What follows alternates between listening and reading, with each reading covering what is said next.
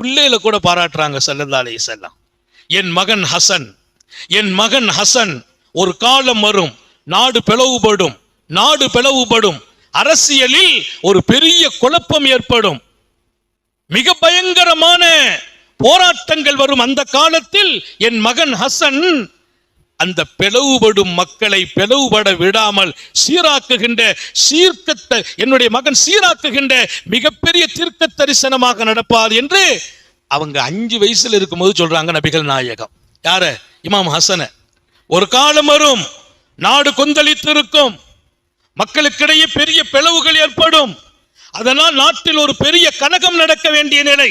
அப்போது என் மகன் இணக்கமாக்கி விடுவார் அப்படின்னு ஒரு செய்தியை ஸல்லல்லாஹு அலைஹி வஸல்லம் சொல்லுவாங்க. பின்னால் ஒரு காலம் வருது, முஆவியா ரலியல்லாஹு அன்ஹு ஆட்சி காலம், இமாம் ஹசன் ரலியல்லாஹு அன்ஹுடைய காலம்.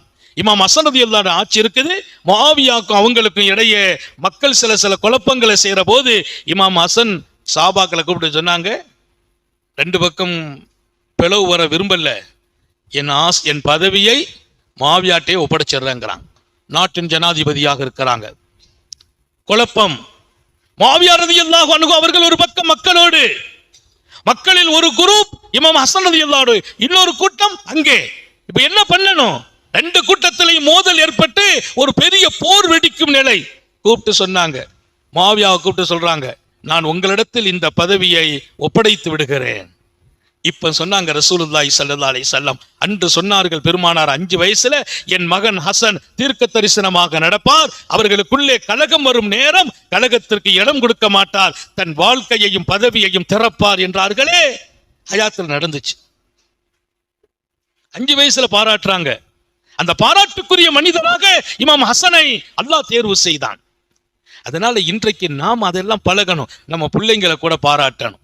பையனுக்கு படிப்பு நல்லா வரும்பா, ஒன்றும் கவலைப்படாத, நல்லா படிக்கலாம், நீ டேலண்டா வருவ, உன்ன மாதிரி யாரும் வர முடியாது அப்படின்னு பிள்ளைங்களை பாராட்டணும். இன்னைக்கெல்லாம் நம்ம பிள்ளைங்களை மட்டம் தட்டி எப்பா நீ பாரு என்ன படிக்கிற, என்ன மார்க் வாங்கியிருக்க, பக்கத்து வீட்டில் பாரு காஜா மைதி, அவன் எவ்வளவு திறமையா இருக்கிறான். உங்க பையனை இன்னொரு பையனோடு கம்பேர் பண்ணாதீர்கள்.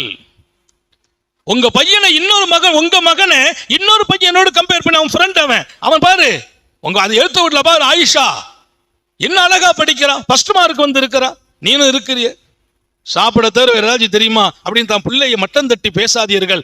உங்கள் பிள்ளையை சொல்லுங்கள், அதை பத்தி எல்லாம் யோசிக்காதம்மா, உன்னால முடியும். இமாம் கஸாலி ஒரு இடத்துல சொல்வார், உங்கள் பிள்ளைகளை உற்சாகப்படுத்துங்கள், இன்னொரு இடத்தில் ஒப்பிட்டு உற்சாகத்தை குறைத்து விடாதீர்கள்.